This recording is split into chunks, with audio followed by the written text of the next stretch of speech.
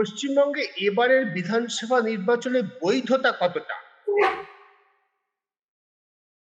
বৈধতা বিচার দুভাবে হতে পারে।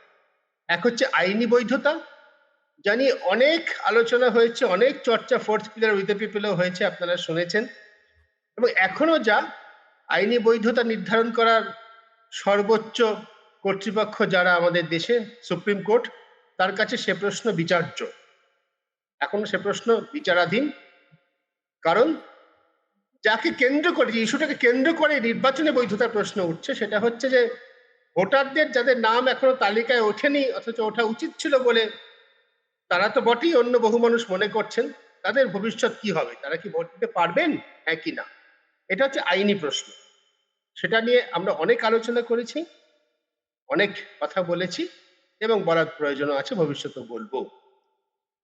বৈধতা আরেকটা দিক হচ্ছে নৈতিক বৈধতা, যেটা আইনের খাতায় হয়তো তার হ্যাঁ না ইয়েস নো করে উত্তর দেওয়া যায় না, কিন্তু মানুষের কাছে যদি নির্বাচনকে গ্রহণযোগ্য হতে হয়, একটা গণতান্ত্রিক পদ্ধতিকে বিশ্বাসযোগ্য হতে হয়, তবে তার মূল্য কিছু কম নয়, নৈতিক বৈধতা।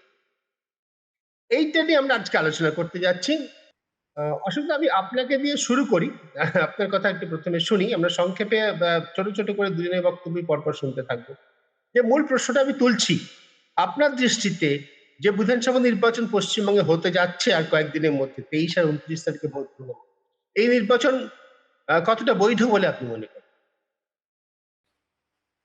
এখানে প্রশ্নটা যেটা আপনি তুললেন সেটা খুবই দরকারি। সেটা হচ্ছে যে আইনের যে সমস্যা এবং যে কথাবার্তা নিয়ে আমরা বহু প্রোগ্রাম করেছি, আপনাদের চ্যানেলে অনেক প্রোগ্রাম হয়েছে, তার বাইরেও নির্বাচনের একটা সাধারণ বৈধতা নিয়ে আলোচনা দরকার আছে। এবং সাধারণ বৈধতাটা বিচার করতে গেলে প্রথম কথা দেখতে হয় যে প্রতি মানুষ যারা ভোট দেওয়ার অধিকারী তারা ভোট দিতে পারছেন কিনা। দ্বিতীয়ত হচ্ছে তারা নির্ভয়ে ভোট দিতে পারছেন কিনা। তৃতীয়ত হচ্ছে তাদের ভোট ঠিকমতো মানে গিনতি হবে কিনা, কাউন্ট হবে কিনা। এবং নির্বাচনে যে ধরনের সমাজের এই গণতান্ত্রিক প্রক্রিয়াতে একটা সরকার 5 বছর অন্তর তৈরি করতে গেলে যে ধরনের বিষয়গুলো নিয়ে নির্বাচনে আসতে হয়, অর্থাৎ সরকার কেমন চলেছে, সরকার কি করেছে, সরকার কি করেনি, ভবিষ্যতে সরকার কি করতে যাচ্ছে, আমাদের সমাজ জীবনে, আমাদের অর্থনৈতিক জীবনে, আমাদের সামাজিক জীবনে কি পরিবর্তন ঘটেছে, ভালো কি ঘটেছে, মন্দ কি ঘটেছে, এই সবটা মিলিয়ে একটা নির্বাচনের বৈধতা তৈরি হয়। দুর্ভাগ্যবশত এবারের নির্বাচনের দেখলাম সেটা হচ্ছে যে, অথবা এখনো দেখছি এবং দেখতে হবে আগামী দিনগুলোতেও, যে নির্বাচনের আসল ইস্যু যেগুলো হচ্ছে যে একটা সরকারকে বিচার করা এবং অপোজিশনকে বিচার করা, অপোজিশনের এজেন্ডা কি তাকে বিচার করা, বিভিন্ন যে দল নির্বাচনের মঞ্চে এসে দাঁড়াচ্ছে তাদের কি কর্মসূচি আছে সেগুলোর তুলনামূলক আলোচনা করা, সরকারের যে পারফরমেন্স এই 5 বছরের, বা এই সরকার যেহেতু একটানা 15 বছর ক্ষমতায় ছিল, কাজী তাদের পারফরমেন্স বিচার করা, এই সমস্ত বিষয়গুলো যেগুলো নির্বাচনের একটা সামাজিক বৈধতা তৈরি করে, নির্বাচনের একটা স্বাভাবিক বৈধতা তৈরি করে, যে হ্যাঁ এই নির্বাচনটা হতে যাচ্ছে এবং এটার হওয়ার প্রয়োজন আছে এবং এটাতে মানুষ ভোট দেবেন এবং মানুষ ভোট দিয়ে তাদের বিচার বুদ্ধি অনুযায়ী তারা সরকার নির্ধারণ করবেন। এই প্রসঙ্গটা সম্পূর্ণভাবে আলোচনা থেকে হাওয়া হয়ে গেছে। একটাই প্রশ্ন সবার মাথায় ঘুরছে, সবার আলোচনার মধ্যে ফিরে ফিরে আসছে, সেটা হচ্ছে সবাই ভোট দিতে পারবেন তো, এবং সবাই এই ভোট দেওয়ার প্রক্রিয়া থেকে কতটা বঞ্চিত হতে যাচ্ছেন। এবারে যেটা ঘটেছে সেটা হচ্ছে যে এই যে প্রক্রিয়াটা এতদিন ধরে চললো, যেটার নাম হচ্ছে SIR, সেই প্রক্রিয়ার মাধ্যমেও বর্তমানে একটা মৌলিক বিষয় তো এখনো তার উত্তর মেলেনি।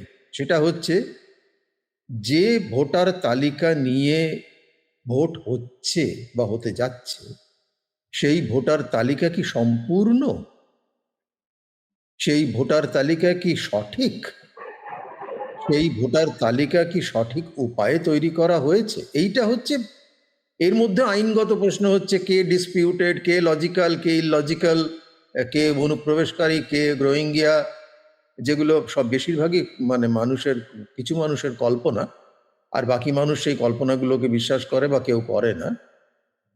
আসল ফ্যাক্ট তো, মূল কথাটা তো তা নয়। মূল কথাটা হচ্ছে যে ভোটার তালিকা নিয়ে নির্বাচন হতে যাচ্ছে, আমরা সবাই জানি সেটি ভোটার তালিকাটি অসম্পূর্ণ।